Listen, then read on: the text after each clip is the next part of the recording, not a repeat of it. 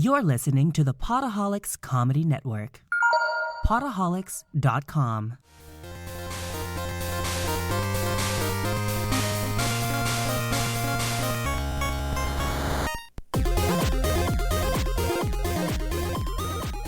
Welcome to Codex, a history of video games. My name is Tyler Osby. And I'm Mike Coletta. And today we are talking about Chapter 22 in the Ultimate History of Video Games by Stephen L. Kent. This chapter is called The Year of Hardware. Mike, take it away. Hey, everybody. It's me with my radio voice. Okay, what if I did that the whole podcast? That would be amazing. Okay, so Nintendo was on fire in 1989. They were in the news a lot. Pop culture, they're taking it over, okay? Okay. And the three stories that really stood out to me were Nintendo engineers made a hands-free controller for quadriplegic people to play games. Whoa. Yeah, it involved like their chin would sit in this like lever and you would move your chin back and forth as kind of a directional control so you could move Mario to the right by moving your head to the right. And then they would, this is what was really cool to me, the A and B buttons where you would blow into a straw or suck out of a straw. And that would control the A or B. How do you press both buttons at the same time? This is what I was thinking about. If you were running, you would just have to be blowing out your mouth a bunch and then suck in, I think, to make him jump. Oh. It's got to be crazy different. I want to try it so bad. Yeah. I want to figure this crazy. out. Okay, the second one is a burglar robbed a home but was caught because he couldn't help but try out the NES they had as a family. Like he started playing the NES and then the cops came and he got arrested. And then the third story is at LAX, that's the Los Angeles International Airport for everyone out there. Been there. Yeah. Oh, I dread it, but I've been there. And security officers at LAX found an NES on the runway and didn't know what it was, and they called the bomb squad, and the bomb squad blew it up on the runway as like a way to get rid of a bomb. Which I thought was pretty crazy. Wow. Yeah. So so Nintendo's big. Yeah, they were just crushing it in 1989. I will say that while they kept a tight lock on their game licenses, like we've talked about many times before. They were very into licensing their games. You only do 5 games a year, yada, yada, yada. Yep. They were very big on shutting down unlicensed companies. One company always slipped through the cracks, and that company was called Color Dreams, and they were never sued. Why is that? Mostly because of the genre they chose to work in with their games. So originally they started by making your standard rip-off unlicensed games like King's Neptune's Adventure, Pestterminator, which is a great name for a game, Metal Fighter. But eventually they split off, and Color Dreams had an offshoot company called Wisdom Tree, and they found an entirely new market in Christian gaming. Oh, is this like Christian rock? Yeah, But for games? But for NES, Okay. exactly. So they ended up Wisdom Tree created 7 games for the NES, 4 Game Boy games, 3 Sega Genesis games, and 1 SNES game. And their first game was called Bible Adventures, released in December of 1990. And I watched a YouTube playthrough of this game, and there were 3 chapters. There was Noah's Ark, Baby Moses, and David Goliath. And I specifically watched the Noah's Ark one, and it involved you controlling Noah. You're a man in a robe, and you're collecting animals. You stack them on top of your head. So you could stack 1 monkey or 2 monkeys or like a cow, and then you'd carry them to this part of the ship, and then you'd throw them in this door, and then it would check off list would happen. So you got to get a male and female of each species, and that's how you beat the game.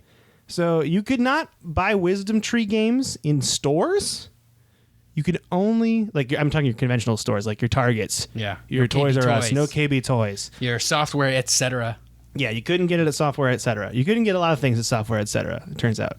I've never been to a Software Etc. It's what turned into GameStop. Really? There was a Software Etc. at the mall that I used to go to, and they sold video games, and then they turned into a GameStop. I'm pretty sure GameStop bought Software Etc. I'm pretty sure if I went through some of my old games, I could dig up a Software Etc. receipt. I mean, yeah, we could Google it later, too. Yeah. I had no idea. That's crazy. Yeah. But the way you bought these games is they were only sold in Christian bookstores. That's the only place you could get one. Oh. Yeah. Even though the games were Christian, like the games were Christian games, the designers were still very much game designers. And there's like a small anecdote in the book about how one of the game designers, like the main programmer for Bible Adventures, would blow his paycheck in Vegas like every week. Like he would just leave and go to Vegas and waste all his money. So they were Christian games. They were not developed by Christian people. or people of questionable ethics. Yeah, I guess you could say Sure. it that way.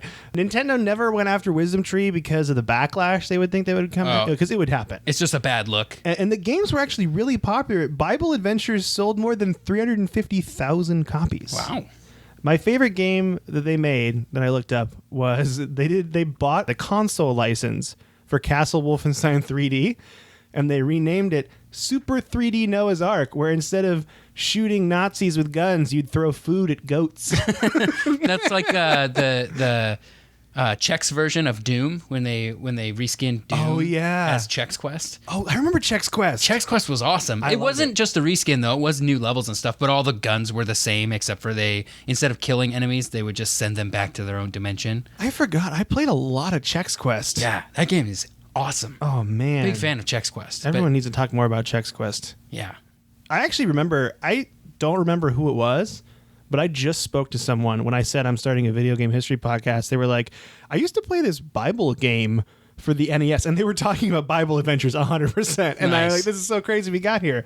Also, ignoring Wisdom Tree eventually was the right choice for Nintendo, I should say, because after the 16-bit generation of consoles, Wisdom Tree went all in on PC gaming and never made a console game again. Yeah, there's just not a whole lot to be gained there. The potential like backlash of Nintendo being like anti-Christian or something like that would just end up being like not. Yeah, because they already got flack from parents for being like, you're ruining my kid's life and they're playing video games all day and not going outside. Yeah. And now as soon as I want them to play a Christian game, a nice wholesome game of Super 3D Noah's Ark, now you're going to shut them down. Yeah. Yeah. So it's like, just, you're ruining my kid's life and you're saying he loves the devil. Right. It's just one of those things where you just, you know what? We'll just leave that one alone. Yeah.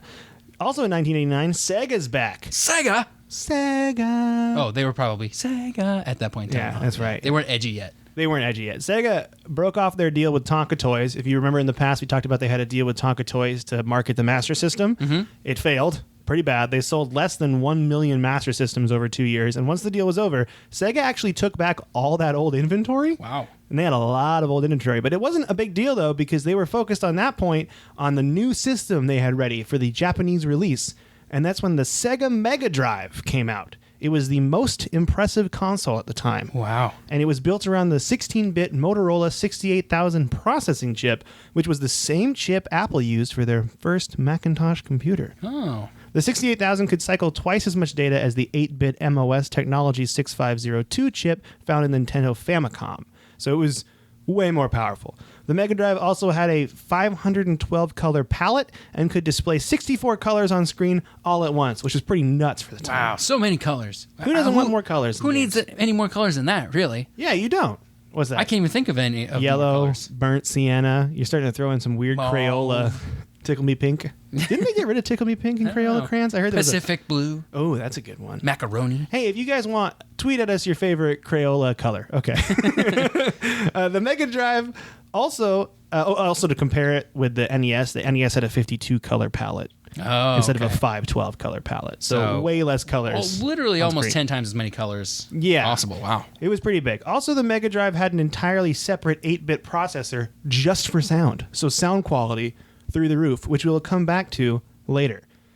All in all, this allowed the Mega Drive to produce games just as good as dedicated arcade machines. Because I didn't even realize this. We're talking about the 8-bit generation for home consoles. Arcades were still better than home console. I didn't put that together at this time. Yeah, arcades were still crushing it. It's just easier to make a better arcade. You can make a more expensive arcade machine because a bar will pay for that. Yeah, and it's also just the whole board is dedicated to one game. So you just have way more memory and storage to make that one game really shine graphically. So the hard part about this system would be marketing it in the U.S. And Hayao Nakayama, the CEO of Sega Enterprises, and David Rosen, who we talked about before as the guy who originally combined Sega together with David Rosen's company, they failed with Tonka Toys, so they decided we need to take a different route with this. And the route they took actually ended up being the exact same route Nintendo took before, where they tried to team up with Atari. Wow. What happened there? That must have fallen through, huh? It fell through bad. Just like before with Nintendo, Sega got pretty far in the deal, but eventually David Rosen and Jack Tramiel, who owned Atari at this time, couldn't negotiate the terms. Oh, this is such a recurring theme with Atari. Is like they had the thing that they needed with the 2600, and then after that, they couldn't get anything together. And then the things that would eventually replace them, Nintendo comes to Atari and says, "Hey, we want you to sell our product. This is your way back into the game." And Atari's like, "Nah." Yeah. And then Sega's like, "Hey, we have something here for you. This is your way back into the game, Atari. And they're like, nope. Like, nah. Oh, It's like Atari. Jack Tramiel is afraid of success. Yeah, It that's feels a like. real bummer. They're going to come back later, though. They do some cool stuff later. Okay. Yeah. Now we need to talk about a man who we mentioned before, and his name, because a lot of the time in the video game industry, you'll notice there's a lot of people moving around the same companies. It's a very small group of people at this time doing it, especially executives. And one person named Michael Katz, who we talked about before, was in the industry. He worked for everyone, essentially. And we actually originally talked about him because he worked as the marketing director for Mattel, and he oversaw the creation of the first handheld games. Oh, yeah. Okay. And Mattel's the one that did like the Intellivision, right? Yeah. Yeah. But he was the one that made those handheld games that were like football. Oh, and yeah. just called football or just called racing. So I will now attempt in quick succession to say all the places that Michael Katz worked. Okay. So first we had Mattel, which I just mentioned. Then he went on to Coleco, where he was the vice president of marketing for 5 years. Connecticut Leather Company? Yeah, that's right. Then he moved to California and became president of a software company called Epyx. That's EPYX. Those are the people that Data East would sue over their karate games. That's right. And Yeah. where he completely turned that company around by purchasing a small company called StarPath. And that company StarPath created a hit line of Olympic themed games that they didn't finish, but then when they were picked up by Epyx is like, no, let's release these. And they were released for Commodore 64, and they were hugely successful. They had summer games, winter games. They even had one called California Games. Oh, is that like the X Games? I feel like it's the X Yeah. Games, yeah. So it's pretty cool. I mean, it's no Skate or Die, but it's pretty up there. It's no Tony Hawk's Pro Skater. That's right. And while at Epyx, he also helped two inventors named R.J. McCall. Is it Michael or McCall? I don't know. It's definitely not spelled like Michael is. It's not. And David Needle designed a color handheld video game system in 1986. And I believe you're going to talk about this more later. Yeah. We'll dive into that a little bit. Yeah, and because he actually gets him on board at Epyx to design this system, but some stuff happens to that system, and I'm going to leave it a little open-ended so we don't repeat ourselves. Okay. Then Jack and Sam Tramiel convinced Katz to leave Epyx and join Atari. It was all decided at one business lunch, very businessy, where Katz said that if he got a video game job, it could help fund and design the Atari ST computer, which was a big thing they were trying to build right now at Atari. Yeah. So he's like, hey, give me some video game stuff. It'll fund the computer project that you really care about. Yeah. Jack and Sam were really, that's probably the biggest reason they were passing on all these like Nintendo deals and Sega deals. They were like, but we want to make computers. Yeah, and I think he was the one that told him, you can make computers, but you got to have the video game profits to fund that. Yeah. So he joined I think it was called their computer entertainment division or something along those lines. And he oversaw the re-release of the Atari 7800 console. Because if you recall, this came out, not a lot of fanfare. Yeah. And it wasn't doing very well.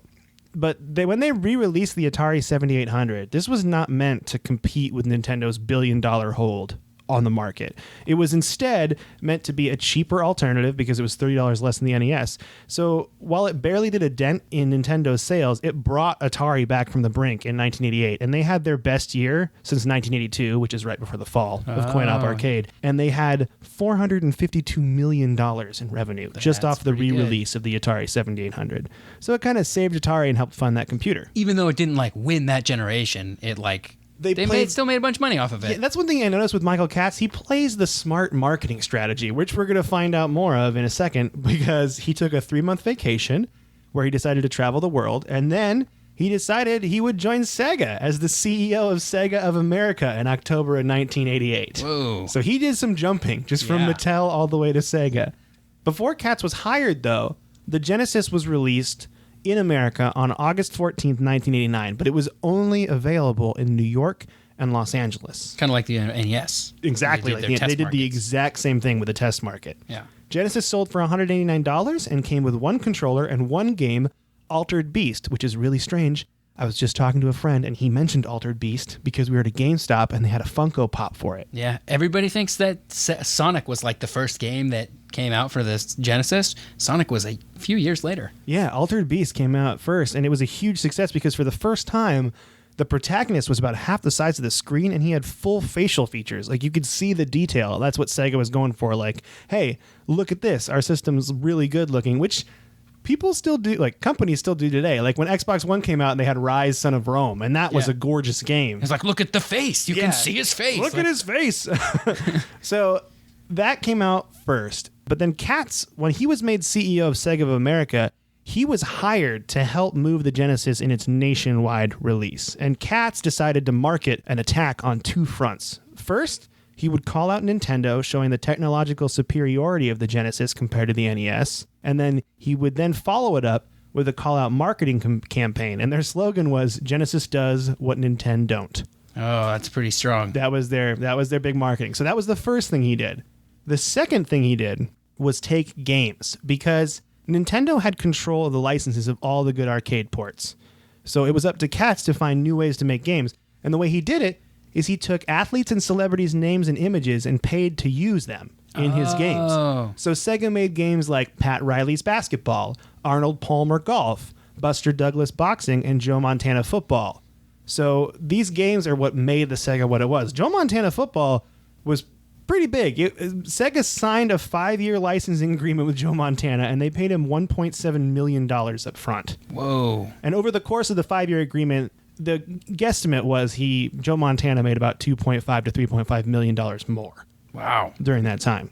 The problem with creating the first Joe Montana football was in August, they had to get the game out by Holiday Rush. Oh, that's when they signed the deal, was in August? Yeah, so they're like, how do we do this? And the way they knew they had to do it is they had to find a company that was already making a football game and relicense it, and then put Joe Montana's likeness on it. The first company they found was called Mediagenic, formerly known as Activision. Yeah, I guess they changed their name? At this, we get to find out more about this later, I imagine, but Activision at one point did change their name to Mediagenic. Oh, wow. And the game, they signed Mediagenic to do this, but the game was nowhere near ready by October, so then they're like, oh no, we have to bail on Mediagenic and find a game that is pretty much done. Like completely finished. And what they did is Sega turned to Electronic Arts, who were already known for a very successful PC game franchise called John Madden Football. Oh. Yeah, so EA agreed to help Sega, and they created the first Joe Montana football. But what is crazy about these games is they were made by the same company, but completely different. Oh, so it wasn't just a reskinned Madden. No, it was John Madden Football was a separate game than Joe Montana Football. So John Madden was about, like it is now, about picking plays, which were actually designed by John Madden himself, which I thought was a cool detail. Oh, that's cool. And matching and like marching down the field strategically, and there were 32 NFL teams to choose from. It was like you were playing in the NFL. Meanwhile, Joe Montana Football was all about just like an arcade, fast action focused experience. Like you're throwing passes, you're running, you're like juking people out. It's like a less strategic, more like action. Yeah, it's supposed to be fun. Just like a quick, you jump in, you jump out. That's cool. So both games were successful, and Madden was eventually released on the Sega Genesis as well, which I remember seeing a Sega Genesis cartridge as a kid that was John Madden, which I thought was, I'm like, oh, I'm just going down memory lane now, so this feels nice. The biggest hit of all these games, though, and we've mentioned it, I think, a long time ago, was Michael Jackson's Moonwalker. Nice. Released on the Sega Genesis in 1989. It involved Michael Jackson exploring pool halls, graveyards, and criminal hideouts, saving kidnapped children. That was the game. Wow. And the game ended when Michael Jackson turned into a giant robot and fought Mr. Big, who was the bad guy in the music video, and that was played by Joe Pesci. And apparently in the video game, it looks a lot like Joe Pesci. So wow. Good job there. The coolest part of the game was the choreographed dance moves and synth versions of Michael Jackson's songs. Like Michael Jackson even helped make the game. He was involved in the process. The best part about this period for Sega, and this is what makes me really like personally happy, is Sega in 1989 never abandoned the Master System yet. Oh. They even released Michael Jackson's Moonwalker on the Master System eventually. Oh. So they were kind of helping out. They were still like, it's kind of like now where they're like, okay, we'll still make some games on the One a lot, but we'll still make games on 360, you know? Or like put ports on the 360 for those games. So they came out with Michael Jackson's Moonwalker and Sonic the Hedgehog already on the Master System. Which was nice. Because I think... Oh, go ahead. That's funny because one of the things that Michael Jackson, like one of the ways that they sort of advertised for Moonwalker was Michael Jackson was like, the Genesis is the only system that can handle my music. And then they're like, but also the Master System can do it. Yeah, yeah, right. I remember reading that. And then also the Master System came out with a power base converter adapter. Oh, to put in your Genesis. Yeah, you can play. so you could play Master System games on Genesis. I feel like Sega and this comes up in a later chapter, I believe, but Sega really cared about if you were a parent and you just bought your kid a $300 video game system, it's going to have a shelf life of like 5 years. They're like, we want to make it so people can keep using their Master System, which is nice for the consumer, I think, because that would be a real big bummer if you were a kid and you got this Master System for Christmas, and then the next year the Genesis comes out, and then Sega just abandons you. Yeah. So that's what I liked about the Sega stuff. And yeah, I forgot about the Michael Jackson 8-bit thing. That's very funny. I remember when the PlayStation 2 had come out and companies were still making games for the PS1. Like they still put out like Tony Hawk's Pro Skater 2, 3, and 4 for the original PS1. That's And awesome. I remember being like, that's really cool that they put these games on PS1 because I don't have a PS2 yet. Yeah, that's nice of them. And that means they care. And they have a whole market there with people. Yeah. So, and that's that. So that's where we leave off for Sega now. We're going to talk more about Sega later on in this a little bit, I think. Yeah, and in the we're next gonna chapter. we're gonna focus a little bit on Electronic Arts now. Should we mention this real quick though too, since we're getting into the console wars thing? Oh yeah. So console wars is a huge part, the battle between Nintendo, Super Nintendo, and Sega Genesis. So we are going to come back and do a whole episode on this, but we're kind of blowing through the summary history. This is the timeline. Yeah, we're giving you the overview now. We're going to plan to go in depth on a lot of these. And we were things actually later just talking today about how excited we are, the things we can go in depth on, because we have some ideas. And so we will come back to console wars at some point. I just don't want you to be like, hey, why are you skipping over this crazy part? We're going to get there. We'll probably still cover some more in later chapters of this book too, but we definitely want to do like a whole episode dedicated to the console wars, or maybe even more than one. Yeah. So we just want to let you know that. But now let's talk about EA. So back at EA, in 1989, it was starting to become clear that 8-bit systems were on the way out and that 16-bit systems were headed in. So EA did not want to make 8-bit games anymore. So they thought, when they decided to make console games, they thought the Genesis would be the best place to do that. They didn't want to make any NES games. What's weird, though, is when they signed that deal with Sega, their stock dropped immediately. People, like... It wasn't like clear what the difference between 8-bit and 16-bit games were, and so people weren't necessarily ready for these new systems to come out, I guess. So they weren't ready for the Genesis to be on the way. EA they really didn't want to like downgrade their games to be able to be played on older things. They were kind of the first, not the first, but one of the more prominent members of like this PC elitism. They were like, we only make games for computers, and computers are way better. Totally subscribed to our PC master race, is what you're saying? That's right, yeah. EA was big on PC. So Trip Hawkins himself, the guy that created EA and ran EA, was openly critical of Nintendo. And he never thought Nintendo was going to succeed. So yeah, Trip was going to be wrong about that, and Nintendo would go on to crush it. The Genesis this is also a big deal for EA, less restrictive on licensing than Nintendo was at the time, so that helped sweeten the deal a bit for EA too.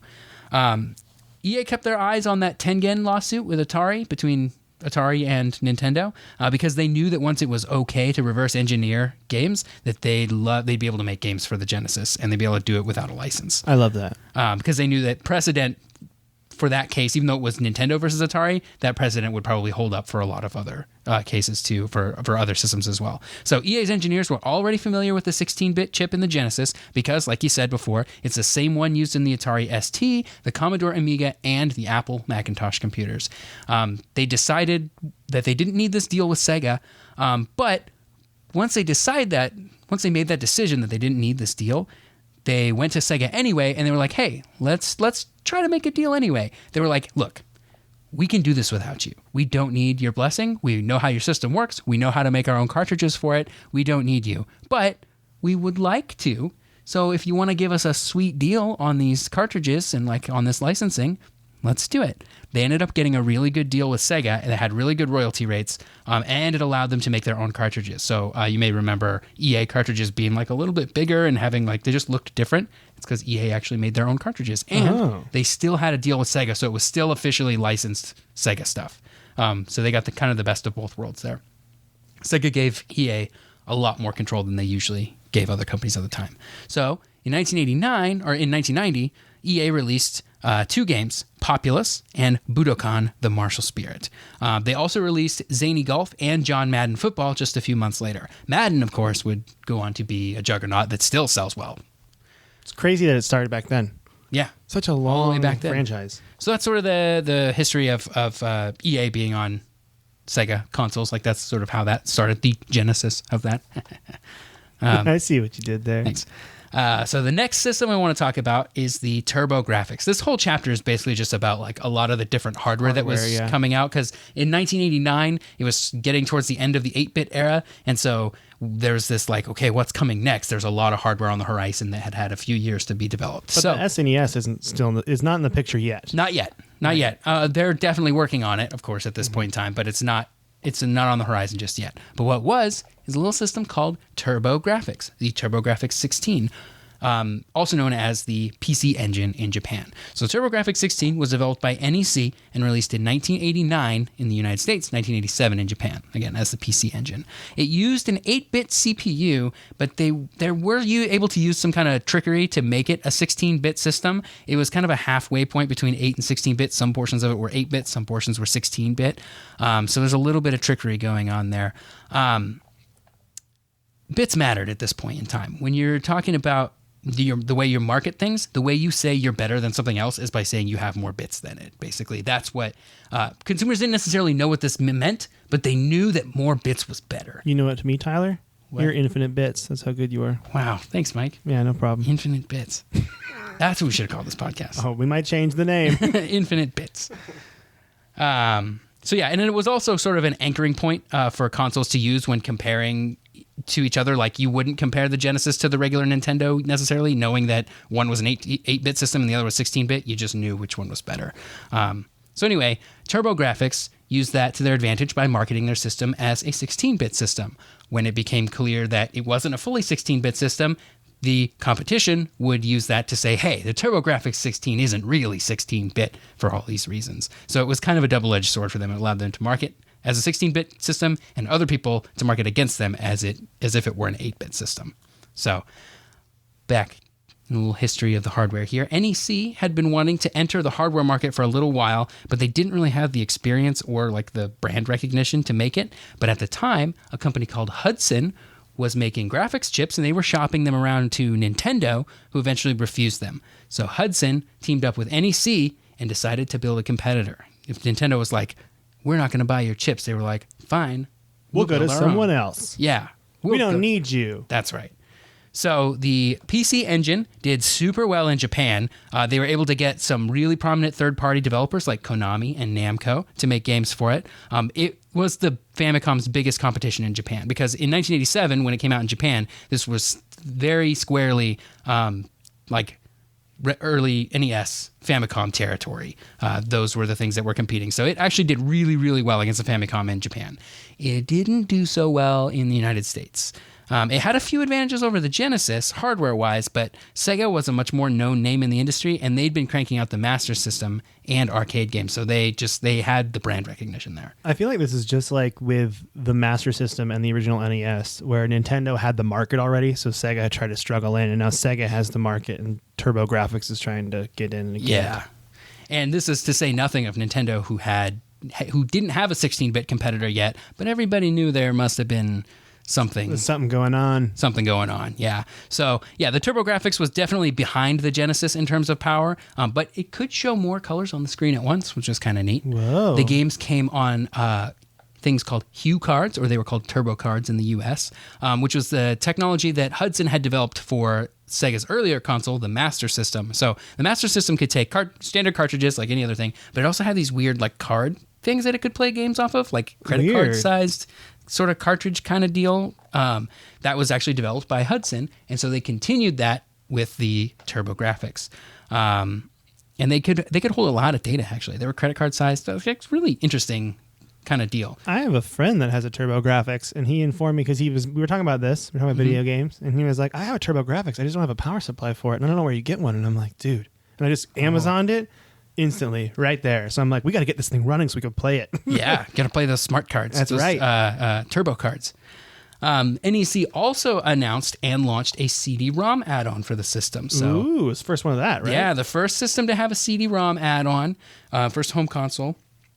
And it would sort of be the first kind of like hardware add-on and start that trend, because later we'll see it with the Sega CD, the Sega 32X, the ill-fated Nintendo PlayStation, which I'm sure we'll talk about someday. The Xbox 360 HD DVD hard drive. Yeah, that's right. CD-ROMs were awesome for games because they held a ton of data, which meant you could have lots of levels, you could have better graphics, you could have music in your game, like actual CD quality music that was like recorded music, which was pretty neat. Lots of those CD games with CD music, where you could pop them in your CD player and just listen to the soundtrack, which was kind of cool. The biggest problem with CDs, especially at the time, was that the hardware to play CDs was really expensive, prone to failure, had a lot of issues, and CD systems are just slower, so they have to load. Like you notice in old Nintendo games, there's never any loading screens. When you start playing games with CDs, you start to get loading screens because they're just slower. That's actually one of the biggest things that Nintendo would say is the reason they didn't go to optical-based disk drives for a long time, until the GameCube actually in 2001. They were like, we don't want slow loading times. We want fast loading times. And plus the GameCube, didn't they have the little mini disc things? Yeah. Little baby CDs. Yeah, little baby CDs, little optical. They were based on DVDs. I think also another reason why Nintendo didn't really want to do CD-based stuff was it was a lot easier to pirate that stuff. Oh, you can just burn it. Right, you just burn games. And a lot of these systems would have various like levels of copy protection. Like you couldn't just burn a game for a PlayStation. You had to make some other modifications. But Nintendo really hates piracy, and so they held on to their control over that stuff for a long time, which is a big reason that Nintendo 64 had cartridges. But I digress. That's the TurboGrafx 16. I don't have any particular like fond memories of a TurboGrafx 16. I didn't play one. I don't really know of any awesome games for it. It seems like it did much better in Japan than it did here, but it seems remiss to leave it out. I talked to my friend because I'm like, that's kind of crazy that he had one. Yeah. If it was not selling as well here as it did in Japan. Yeah. So I don't know. Anyway, it's interesting. Maybe we could do a whole episode on that too. That might be interesting to dig into. And then also, we just didn't want to leave people out that had a TurboGrafx 16 and are listening to this podcast holding it lovingly. Right. And being like, they better talk about you. Janice. They named it Janice. just holding it, like crying over it. Let's all name our consoles. Do you name your consoles? No. Do you name your computer? Yeah. What's your computer's name? This computer's name is Mariella. Ooh, that's a really good name. Yeah, it's a reference to a Kate Nash song called Mariella. I like that. Yeah. Mine old one was named Bastard. This one's named Rahul. Master Rahul. What you got there, Guardian? Okay, sorry. So back to Nintendo. What's Nintendo doing at this point in time? The competition is heating up. Surely they were worried about what was coming from NEC and Sega, right? They had to be worried. They were not. They didn't care. They were like, we're Nintendo. We can't be beat.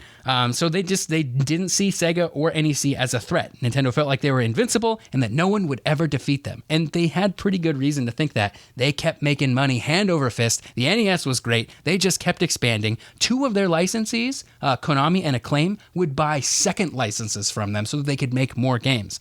And they had to do this under a different like company name. So Konami made a company called Ultra, and Acclaim made a company called LJN. I don't remember anything prominent that LJN made. I could be wrong about that. But Ultra would publish games like Teenage Mutant Ninja Turtles. They would publish Metal Gear. They would publish Skate or Die. What? I just mentioned that. Yeah. And they would publish the Jaybird ripoff, Q*bert, for the NES. That's right. I like in the notes it's Jaybird crossed out and then Q*bert. We're really sticking to our guns here about Jaybird. Jaybird is definitely the superior. Yeah, because it wasn't the whole reason they made the separate name because they could only do 5 games. Right. So the agreement was they could do 5 more games. They had to just have a different name, so it didn't. So they made whole separate companies to do this. Wasn't that? There was more for other license companies too, right? So the other license companies weren't just like, wait, why do they get 5 more games? Yeah, like, they get 5 more games because they literally made a whole other company. Yeah. It's not just a different brand. It's a whole different company. Like Ultra is like a registered company or was a registered company. Crazy. So like that's how they got around this was just they bought more licenses from Nintendo. Oh, business stuff. Also, didn't in the book, this is when Nintendo hit like 2.3 billion in sales. Right? Oh, yeah. This is that point where they were making billions. They were just riding high. That's off crazy. Of video games. Good. No wonder they didn't feel nervous. They're making billions of dollars. In 1989, Nintendo did have some new hardware, not quite the same as what Sega or NEC were putting out, but they had something called the Game Boy. Designed and developed by Gunpei Yokoi, the Game Boy was the first cartridge-based handheld since the Microvision in 1979. It's crazy because you would think Game Boy was first, but no. And then 79. Yep. That's and crazy. In classic Gunpei Yokoi fashion, it wasn't the most powerful portable device, but it was cheap. They were able to make it cheap from high-quality parts, so it was built like a tank. That original Game Boy was a brick. Yeah. It was huge. Did you have... I never had the original. Yes, I had an original Game Boy. Still works. Do you still have it? Yeah. I could dig it up at home probably. There's actually a really cool picture online that's, I think it's in one of the Nintendo stores in like New York, of the Game Boy that survived like a bombing during the Gulf War, and it still works. Like it still shows Tetris today. Like they're That's just like crazy. the Tetris demo. I love it. So it still runs today in like this charred plastic body. It's like, it's definitely seen some stuff.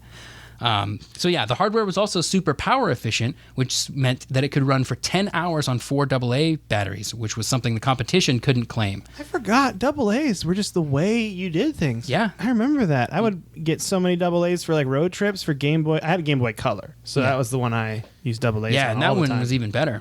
But love yeah, the Game Boy Color. most of the other handhelds around this time would run off like 6 AA's and they last for only a few hours. But because the Game Boy was using kind of some older hardware and some less powerful hardware, they were able to get a lot more life out of those batteries, which is one of the most important parts of a portable system, because if you got dead batteries, you can't play it. Yeah. So the best portable system is not the one with the best hardware. It's the one that you can play, That's right. right? You got to have games. You got to have games. You got to be playable. and you got to have batteries. That's right.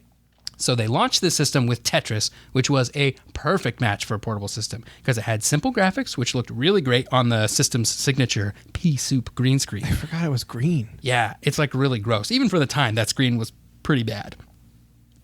They launched with 3 other games also: baseball, breakout, and golf. Breakouts just should be like a game of the year for life. It's Yeah. in so much stuff. Yep, and Tetris as well.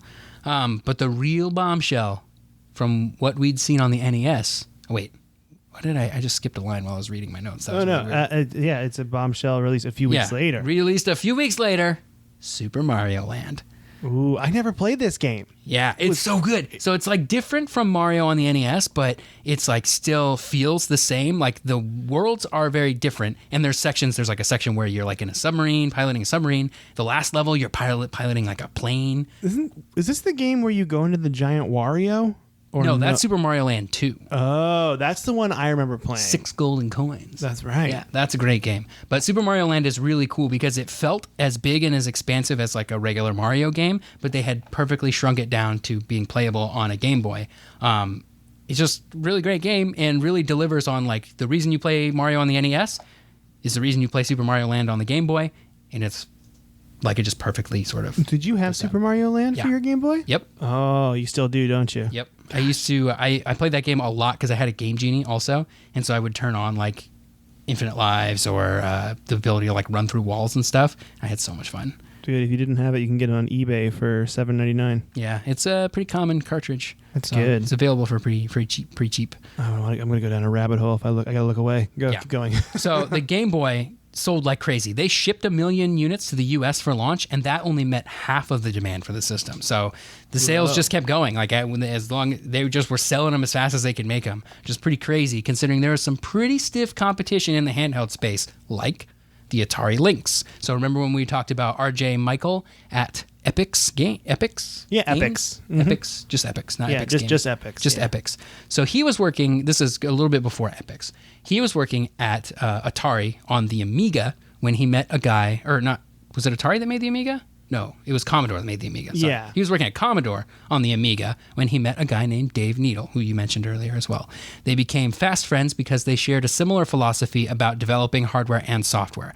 Now, like traditionally, hardware was made and it was just like made in this black box and then it was handed over to software engineers and they were like, here, make software for it. But what RJ and Dave wanted to do was they wanted to make hardware at the same time as software so that the hardware could be made with what the software engineers wanted, and the software engineers could like make software that would run like super well with the hardware. They just wanted a more like intertwined development cycle. Cohesive unit. Right. They didn't want it to just go from hardware to software. They wanted like lots of love between the two. You know, there's like this war going on between hardware and software engineers, and it's got to stop. They just got to learn to love each other. Yep, and that's what RJ and Dave wanted to do. Like, hey, Mike, are you kind of over exaggerating and making up this war? Maybe, Yeah. But I feel like they just want love. That's right. Love wins. So both of them left Amiga in 1985. A little while later, they started talking about building a handheld system together that would embody their philosophy. Originally, they wanted to use like a 16-bit chip, but they found that it ran too hot and it was too big and heavy. They ended up using a chip very similar to the 6502 that was used in the NES and the Atari 2600. So they also used some other 16-bit-ish chips in there as well, enough that it could be marketed as like a 16-bit handheld, which, again, at the time was very important. If you wanted to be ahead of the competition, you needed to be 16 bits. So they had to figure out a way to make it 16-bit. So they started shopping this idea around, and eventually they sold it to Michael Katz at Epix. He returns.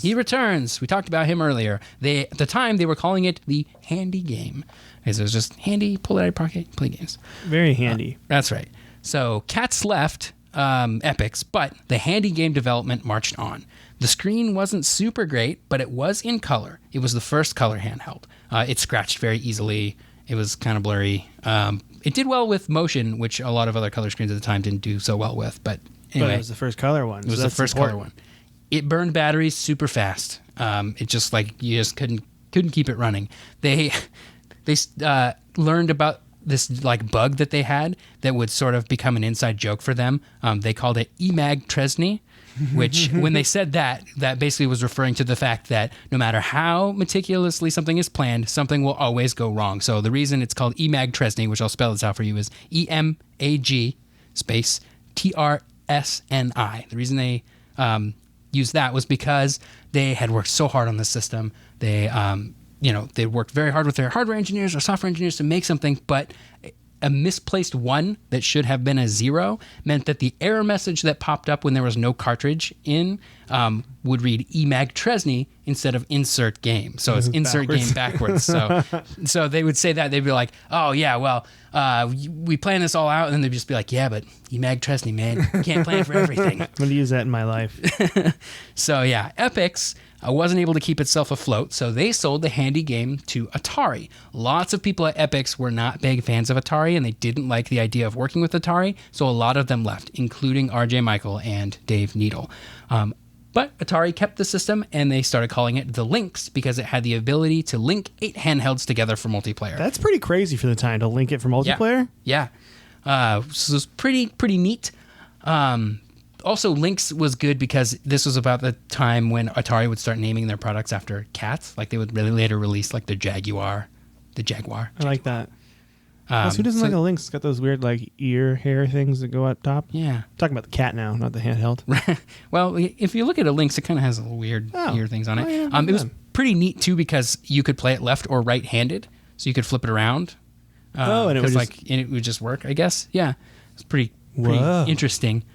Atari was not, though. They were not able to market it like Nintendo was able to market the Game Boy, and ultimately they just had to call it quits. So they had a problem. They had a marketing problem. They just couldn't get it out in front of people. It cost twice as much as a Game Boy. It had worse battery life, and it had no games. Atari Lynx has no games. Game Boy had games. That's right. You gotta have Mario games. Land, Tetris, Breakout, Golf, tons of games. Playable. On the Game Boy. Yep. You gotta have games.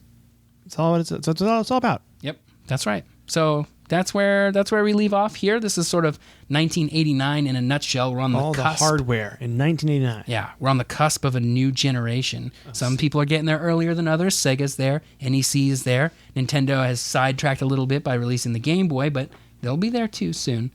So that's where we leave off in 1989. That's right. In the next chapter, just do a little teaser. Mm-hmm. It's called Run for the Money. Whoa. It's going to heat up. It's going to heat up. About 16-bit consoles heating up. Yeah, can't wait. So, yeah. And then, I feel like Tyler and I are already talking about what we're going to do when we're done with the book because it's coming up fast. The book's almost over. It's kind of scary. We're getting to the end of this book and we're like, oh, no. We have to make extra content. We got to have someone to help. We're losing our mentor. Yeah. Stephen L. Kent, what happened to you? Yeah, he's been really guiding us along here, and now we're going to have to make our own way. But I think we know what direction we're going to go in, and that pretty much, to me, is console by console. Yeah, I think That's so. how we'll do console it. by console, So- we can do just specific topics and just really drill deep into them. Yeah, we're going to do games. We're going to do all sorts of stuff. Not necessarily in order anymore, which I'm excited about because we Yep. can really go into what we want to talk about that week. Like, especially if something's going on overall in gaming news, we can talk about something related to it in the past. Which Yep. I think would be cool. Yeah. So, yeah. What have you been playing, Tyler? Well, we finally got our Whisper of the Worm in Destiny. Yeah. Oh, I forgot about this. We Yeah. got carried by a 14-year-old boy. Yeah. We were just like, all right, let's do this. And he was a total monster and was a really beast. carried us. Yeah. I gotta say, people dog on playing with kids in online games, but this kid was a MVP. Yeah, he knew what was up and he really carried us through He showed us this the whole thing. strategy, and now we can carry our friends. Yep, we ran through it several times with him. We got a bunch of the other stuff you need because you get the gun and then there's some other stuff you can upgrade on it, and that's what we were working on. It was a real fun time. Yeah, it was a really fun time. So yeah, that's about all the Destiny I played. I put in a lot of time on World of Warcraft still. I'm level 115, so making my way to the end game stuff. Really excited to start running some mythic dungeons and maybe even get into some raiding. Ooh, I have not been playing many video games. I'm moving. Oh boy. I'm focusing on that. The podcast will be fine. Hey, Yeah. don't worry. The podcast is going to be okay. I'm going back to Seattle. Everything will be all right. Everyone stay calm. But we're going to have to start recording separately. We are going to have to start recording separately, but we have the technology to make it not sound like butt. Yeah, So hopefully we'll be you good. never know. Yeah, so Right. but I haven't been playing a lot of games because of that. So I played Destiny with you a little bit, and then I picked up Pokemon again on my wonderful Nintendo 2DS, and I mean, it's fun. I'm taking a little breather, you know, Yeah. because I really don't feel like playing Mass Effect right now. I don't feel like I have the time I can commit to falling into that story. So Yeah. I want to just take a little breather, get all my stuff together, and then dive right back in. But now I'm thinking I might just jump into League of Legends a little bit. Oh, boy. Because I never played it. I'm ready to jump in that solo queue and get beaten all the time. Yeah. Just lose a lot. I'm ready to lose a lot. I'm Yeah. feeling it. That's the way it goes. So I'm going to That's do okay. that. But thank you so much for listening to the podcast. People Yeah. that listen to the podcast, it means the world to us. As always, Tyler is on Twitter at SneakerElf, ELPH. That's right. I am on Twitter at Mecoletta, MECOLETTA. You can email us at codexhistorypodcast@gmail.com. You can rate and review and subscribe to us on iTunes because it really helps and it means the world to us. And we'll shout you out on the show. I might even say your full legal name, but don't put it out on there because I'll just read things blindly. It's true. He reads whatever you put in front of him. I'm crazy. I'm like Ron Burgundy. So, thanks so much for listening, though. And is there anything else you want to add, Tyler? You got anything? All That's right. it. Thank you so much. Have a great week. Bye-bye. Bye.